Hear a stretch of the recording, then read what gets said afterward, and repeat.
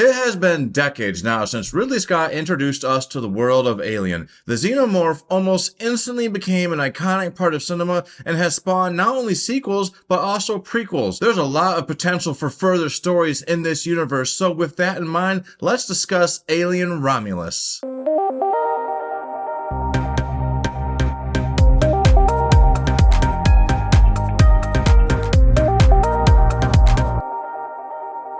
Alien Romulus takes place after the original Alien, but before the sequel Aliens. It positions itself in a very good spot and avoids the stench of Alien 3 or 4, kind of like how Superman Returns did by ignoring the sequels from that series. In Alien Romulus, we are introduced to a girl named Rain, who is living on a colony owned by Weyland, the evil corporation from this series. This corporation basically seems to be taking advantage of people, having them work in dangerous conditions until they have logged a certain amount of time. Damn. Even in the space future, companies are going to be taking advantage of us. Rain is approached by a group of friends that talk her into coming on a salvage job that will hopefully lead them away from this bullshit colony grind. What could possibly go wrong? Well, a lot actually, and it isn't too long into this movie before we are greeted with that familiar chrome smile. I say it doesn't take too long, but to be honest, this movie really does not rush itself. I appreciated the slower pacing of this movie. It has a slower build-up, a lot like the original Alien movie, mixed with a bit of that action that the sequel Aliens had. There's a lot of references in this movie to some of the other movies in this franchise, including Prometheus,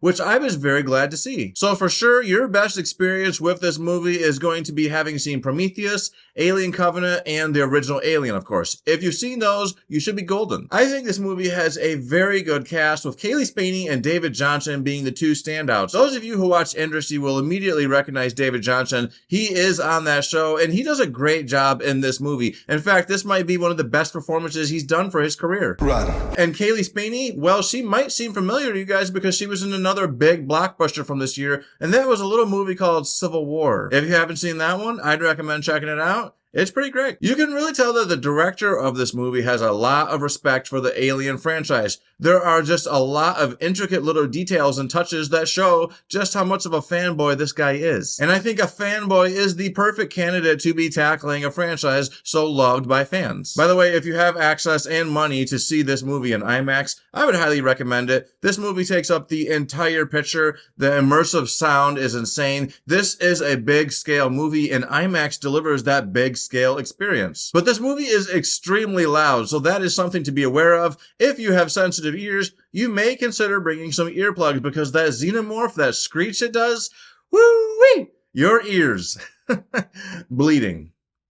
I really liked a lot about this movie. It is well made in so many ways, but there is one particular issue that I just could not get over, and that is the CG for a certain character. I'm going to try to be as vague as I can because I am not doing spoilers in this review, but there is a character that relies a little bit on CG, and that CG just didn't look that good. I have definitely seen better CG, and it was a little distracting. But this is a mostly isolated problem, as this character is not in the movie too much, so it is not much of an issue. It is by no means a deal breaker. After a period of many messy and unimpressive sequels, it's exciting to see the Xenomorph and the Predator both get to come out swinging. If you haven't seen Prey on Hulu, that is a fantastic Predator movie. It takes place in the past, so you get to see the Predator, before they got all their crazy awesome technology. Interesting tidbit for fans of this Alien franchise: if you just can't get enough and you feel like you're getting withdrawal, there are still plans for a Alien TV show to come out next year. It's going to be brought to you by Noah Hawley, the guy who made Legion and Fargo. This is going to be something to be excited about. I'm very much looking forward to it. Like I said, it comes out next year. And that show is going to have Timothy Oliphant from Justified. That is exciting. Are you alright?